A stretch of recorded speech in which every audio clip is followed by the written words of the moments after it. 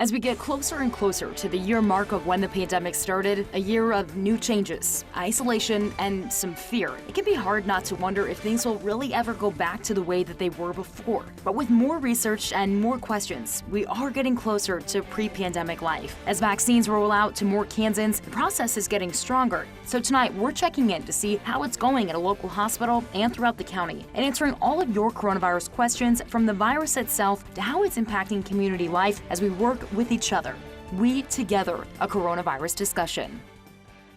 And thank you for joining us for our special tonight. I'm Molly Patt. For weeks now, we have been digging in to get answers to all of your coronavirus questions. And the good news, the emails, they keep coming in with dozens and dozens of questions week after week. So tonight, I'm joined by Dr. Sri Donepudi from Stormont Vail, and Shawnee County Commissioner Aaron Mays will be here with us shortly. So thank you for being here. Through the cold, we appreciate you. Now, before we get to the Q&A, I want to give a quick update on what we're seeing in Kansas right now. So first, a look at the numbers in Kansas.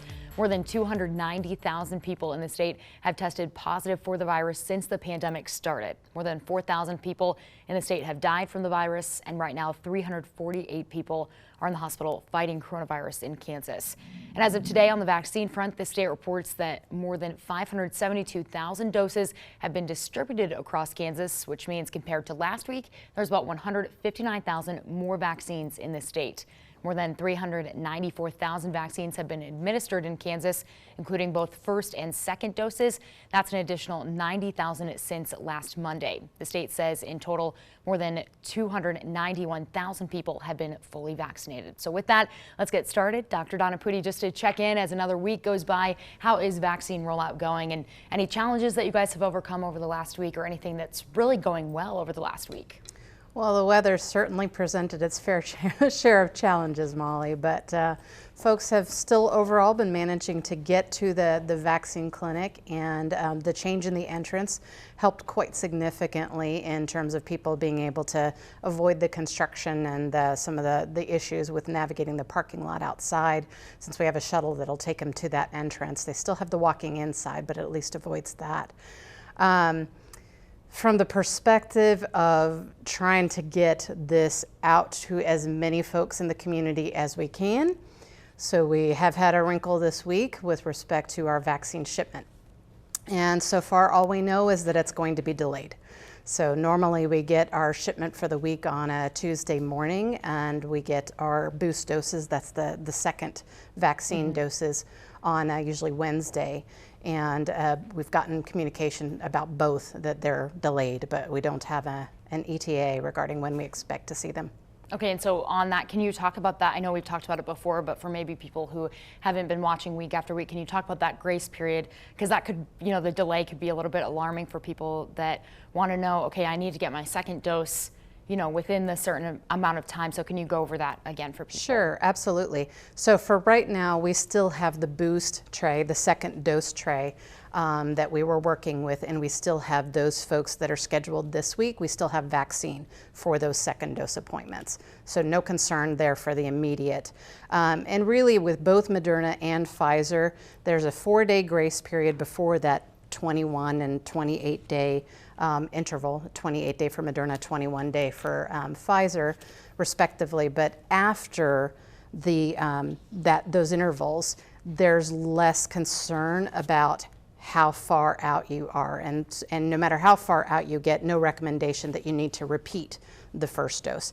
So you get it as close to that interval as you possibly can, but if there was some reason that caused a delay in getting that second dose, you should still be protected and still have good response. Yeah, and still go get that second dose. That's the Absolutely, key too. Yes. Okay, and so a viewer question now. Mary Dameron wants to know how many Shawnee County residents in phase 2 have already been vaccinated, and at the current rate, when will we move to the next phase? So you might be able to speak better to, any thoughts that you have on the timeline that we're seeing, and delays to when do you think that we will be able to keep moving on in phases? So it's a great question, and I know folks are really anxious to be able to continue to move forward. And honestly, a lot of it will depend on the size of our allocation changing. So based on the amount of vaccine that the county is receiving each week right now, those projections keep us in phase 2 for quite a while to reach the 60,000 people that we have in Shawnee County and the 1 million across the state who are eligible in phase 2, with only receiving about 2,000 vaccines a week. So what's been great news is in the last week, the federal side, the federal government has started using the pharmacy strategy. And so they have shipped vaccine to 3 of the Kroger locations, Dillon's locations, and 1 of the Walmart locations, and then a pharmacy in Rossville as well, with respect to Shawnee County. And then they'll be adding another 2 of the Dillon's locations and another 2 Walmart locations. So that's a lot of additional vaccine that will be coming into our community that hopefully will help us to get there faster. Yeah, and I'm glad you bring that up because we've reported that people over 65 can get their shots at Walmart or Dillon's now. So Patricia Orzem wants to know, is it okay to put your name on the list at a pharmacy and the health department or even at the hospital for you, just in case you might be able to get the vaccine sooner? So what do you recommend for people in this area and wanting to take advantage of all their options, especially if it is their time to get the vaccine? Yeah, so I can speak for Stormont's process. If you've gotten an invitation and you've scheduled the vaccine, that's really within the course of the week. So I'm assuming we're not talking about trying to get an earlier vaccine appointment at that time. But if you had, for some reason, already been able to get a vaccine through some other avenue, we would just ask that you give us a call and cancel your appointment so we're not preparing and holding that vaccine for you. Yeah. From the health department's perspective, their form is really an interest form. So I think they're still working through how they're going to leverage and use that with respect to bringing folks in. So no concern really if you're able to get it through the pharmacy and you filled out the health department's interest form. And same thing for Saints. Theirs is not an interest form. They are using that to call people in terms of scheduling, but they're doing that in the order of folks having completed the form. So if you've already gotten the vaccine at one of the pharmacies, you could just let them know when they call you that you've already been taken care of, which would be great. Yeah, and then you can move on to other people as well. Exactly. Now, the vaccination process, it's complicated, obviously with good reason. It's the first time that we're trying to really do a big, widespread, massive vaccine rollout. But, people still looking for clarity. Who's giving shots to who? Where should people be going? And with the added Dillon's and Walmart, it's great, but it's also added a little bit of confusion.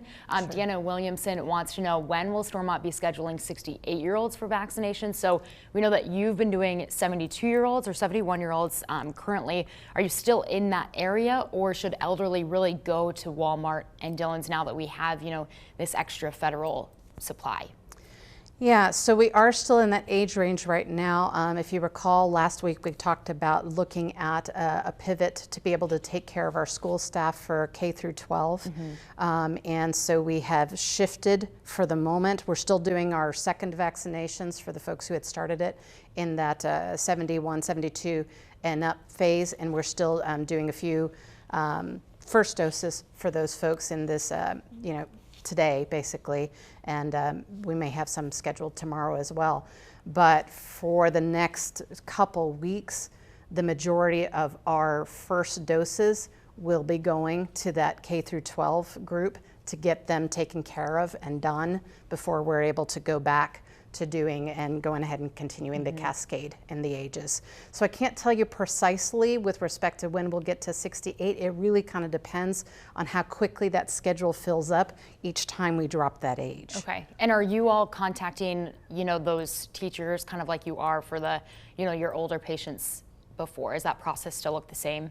The process is actually a little bit different because we're coordinating with the schools directly. So we have a contact with each school, and we're basically setting up certain blocks of time for the school and saying, okay, we can take X number of folks in this block, X number of folks in that block, and then the school is providing us a list of all of the staff members that they're sending over within that block. And so we're checking that list against the names, basically, against their IDs when they come in. So we're not getting them on the schedule, more like reserving those blocks of time. Okay, so for teachers, focus with your school to work around that. Exactly. All right, we're going to take a quick break here, but when we come back, we're going to talk about vaccine immunity, vaccinating kids, and some more priority lists. We'll be right back. We Together, a coronavirus discussion sponsored by Stormont Vail Health.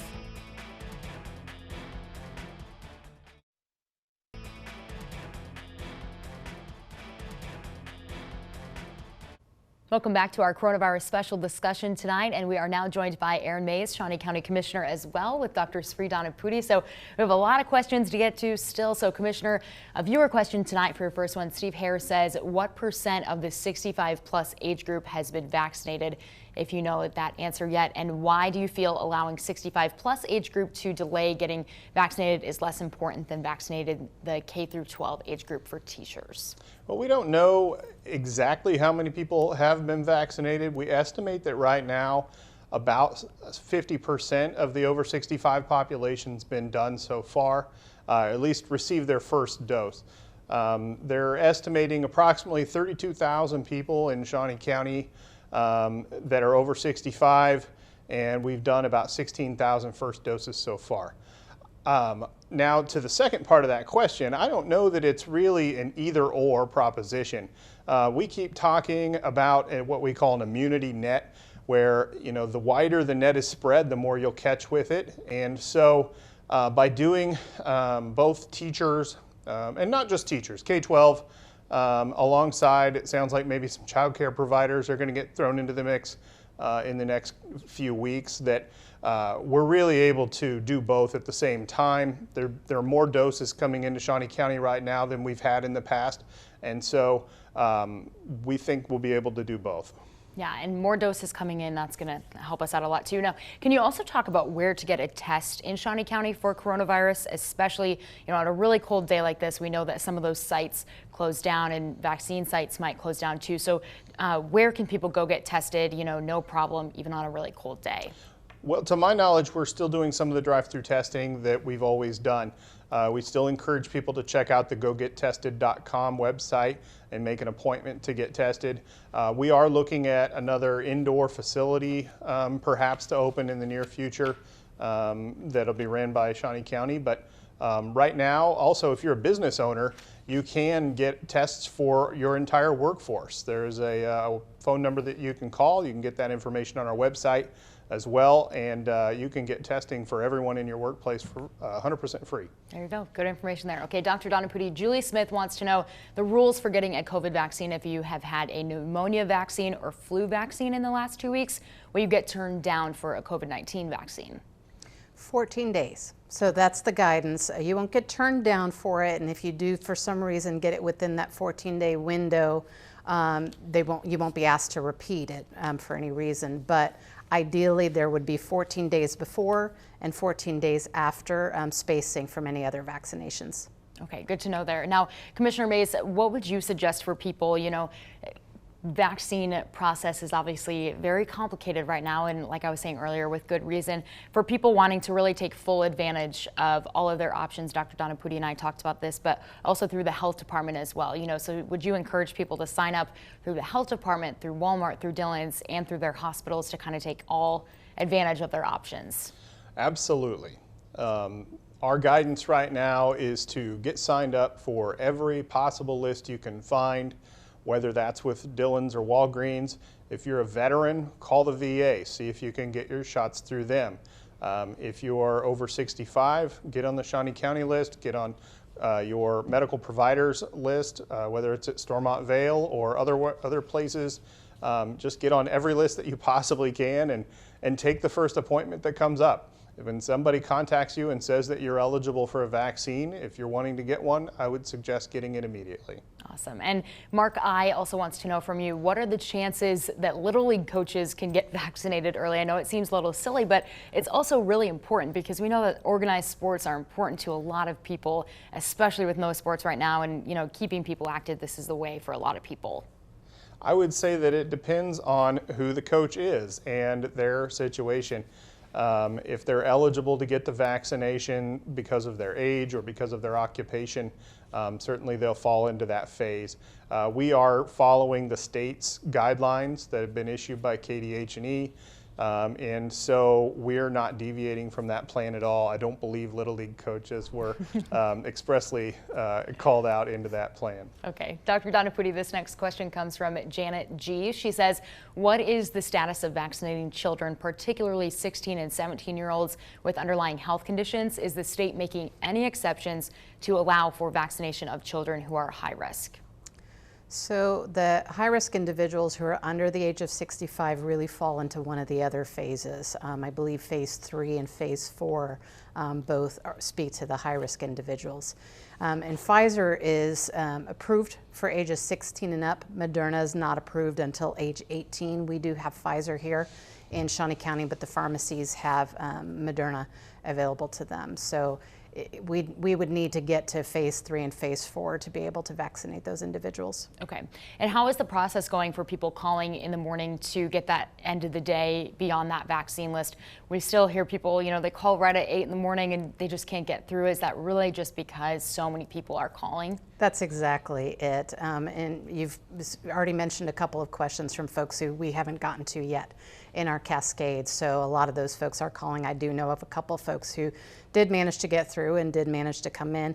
We've also gotten better and better at being able to predict and adjust the amount of vaccine that we're thawing over the course of the day, which is a good thing. But that means less waste doses at the end of the day that we have to suddenly find somebody to be able to take care of. A good and bad thing there. Yes. But a reminder again, you know, if you call one day, you have to call again the next day too. It doesn't roll over. Yeah. Okay, perfect. All right, we're going to take a quick break here, but we'll be right back with more questions for both Commissioner Erin Mays and Dr. Donepudi. We Together, a coronavirus discussion sponsored by Stormont Vail Health.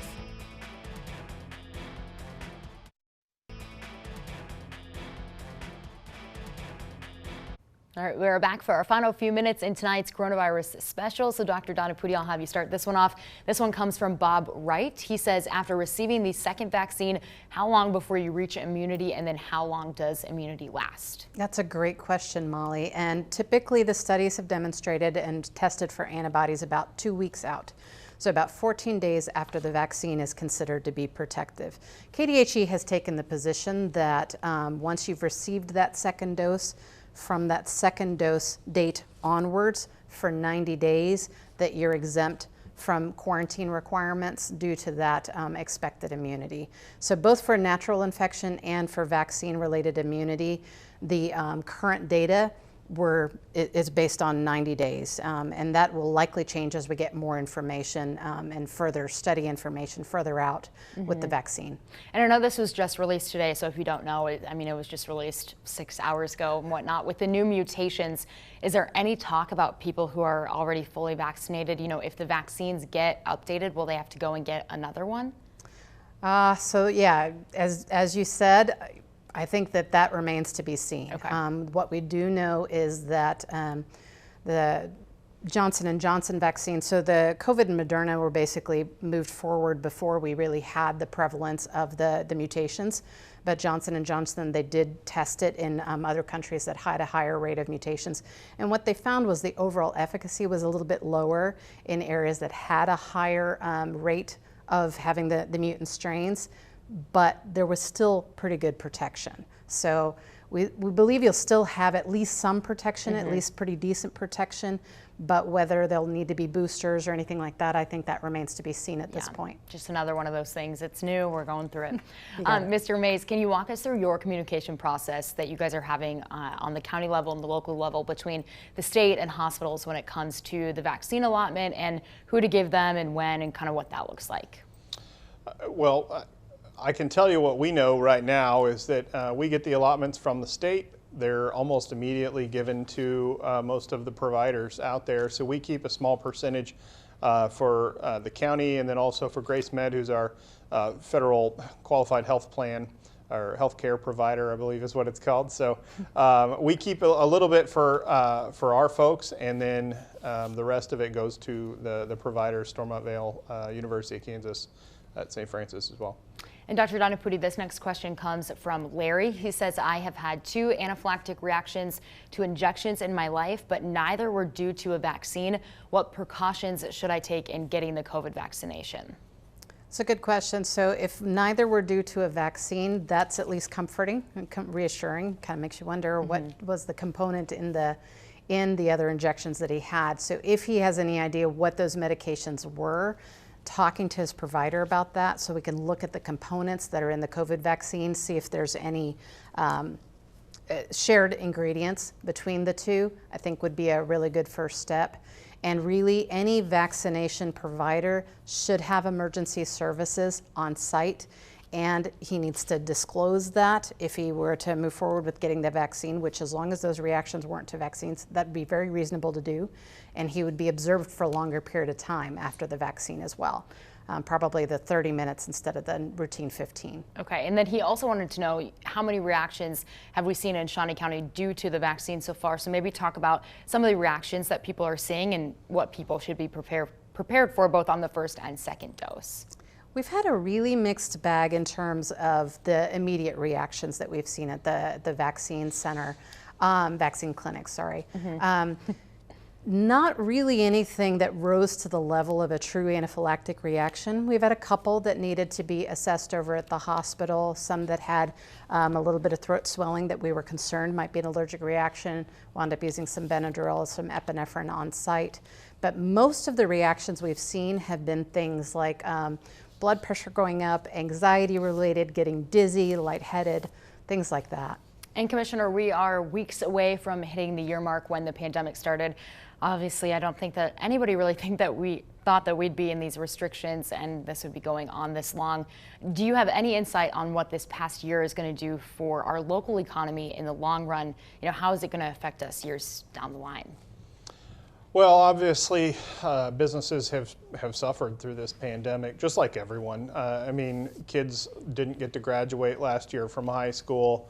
Prom got canceled. Sports leagues got canceled. I mean, it's been a rough year for all of us. Obviously, businesses are no exception.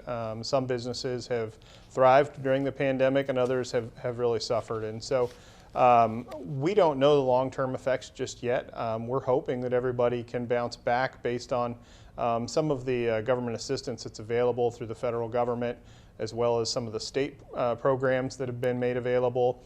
The city of Topeka has a program right now for grant funding for some eligible businesses. And then we're also working through JADO right now to provide some additional funding through a grant program for some of the small local businesses that have been affected and not necessarily received all of that assistance from those other levels of government as well. So we're hoping that the long-term damage is minimal. But at this point, we're doing everything we can to make sure that folks stay afloat. Yeah, and is there any talk of loosening restrictions, you know, what that timeline will look like? And then also, what's that process that you all go through before, you know, having the vote of what restrictions will change? Well, you know, it's a moving target. I mean, the numbers change daily, and so, you know, it's something that we're constantly evaluating. We did just loosen up some of the restrictions just last week on bars and restaurants, and then the mass gathering size went up to 300. I think a lot of the churches were pretty happy with that as well. And so it's something that we're constantly evaluating, and anytime we have an opportunity and we feel that the numbers support those decisions, we'll certainly make those decisions when the time comes. Yeah, and really, how are you feeling, you know, about vaccine rollout and the rate that it's going? What do you foresee it taking for us to get to the next phase, and how long? I think everybody just wants an answer of a timeline, you know, so what, from your side of things, how are things looking on that level? You know, I wish, obviously, that we could vaccinate everyone immediately. Unfortunately, the supply just doesn't support that. So we're putting every dose in an arm as soon as we can, and I can say confidently that we're doing the best that we can right now with the resources that are available to us. And it seems as though more vaccine is coming online now, and I am pretty confident that we have the right people in the right places to make an effective run at this thing. Awesome. All right. Well, thank you both so much for taking the time to answer all of our questions tonight and brave the cold to get here. We really appreciate it. And thank you so much for watching. We appreciate you sending all of your questions in as well, but don't stop, because we're going to be here for several Mondays to come. So if you didn't get your question in tonight or it didn't get asked, you can email them to coronavirus@ksnt.com. I'm sifting through them personally, and we'll put them in the show for you. So you can also send us a message on Facebook. Again, thanks for watching and have a good night.